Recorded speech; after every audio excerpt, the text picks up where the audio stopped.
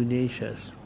যেটা আমরা বলি যে হাদিসে আছে, নূরে মুজাসসাম হাবিবুল্লাহ হুজুর পাক সাল্লাল্লাহু আলাইহি ওয়াসাল্লাম নির্দেশ করেন, আলা ইন্নাদ দুনিয়া মালুনাতুন, আলা ইন্নাদ দুনিয়া মালুনাতুন, যে তোমরা সাবধান হয়ে যাও, নিশ্চয়ই দুনিয়াটা হচ্ছে লানতগ্রস্ত। নাউযুবিল্লাহ।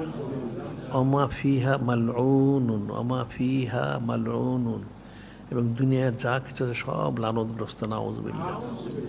ইল্লা জিক্রুল্লাহ ওমা ওয়ালাহু আও আলিমুন আও মুতাল্লিমুন, চারটে বিষয় বাদ দিয়ে, যে দুনিয়াটা লানতগ্রস্ত, দুনিয়ার মধ্যে যা কিছু সব লানতগ্রস্ত, তবে ইল্লা জিক্রুল্লাহ, আল্লাহ ওনার জিকির, ওমা ওয়ালাহু জিকিরকারী, জিকির এবং জিকিরকারী, আও আলিমুন আও মুতাল্লিমুন, আলিম হক্কানি রব্বানি, এবং মুতাল্লিম যারা ইলিম তলব করে, তলেব ইলিম হক্কানি রব্বানি, এই চার শ্রেণী ছাড়া আল্লাহ পাক ওনার হাবিব নূরে মুজাসসাম হাবিবুল্লাহ হুজুর পাক সাল্লাল্লাহু আলাইহি ওয়াসাল্লাম ওনার ভাষায় এই চার শ্রেণী ছাড়া সব হচ্ছে লানতগ্রস্ত। নাউযুবিল্লাহ।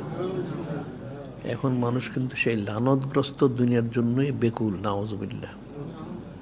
এটা কিন্তু লানতগ্রস্ত দুনিয়ার থেকে বাঁচার কোশিশ করে না। বাঁচতে হলে তাইলে ইল্লা জিক্রুল্লাহ, জিকির করতে হবে, ওমা ওয়ালাহু জিকিরকারী হইতে হবে।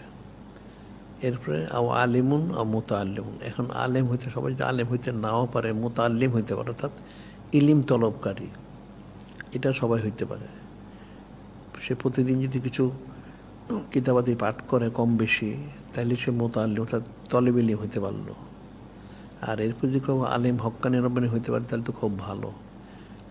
কমসে কম এই তিনটার মধ্যে মানুষ থাকতে পারে, আল্লাহ পাক ওনার জিকিরটা, জিকিরকারী এবং ইলিম তলবকারী, এই মধ্যে সে থাকতে পারে, তাইলে সে মালুন অর্থাৎ লানতগ্রস্ত হইল। অন্যতা কিন্তু সে লানতগ্রস্ত।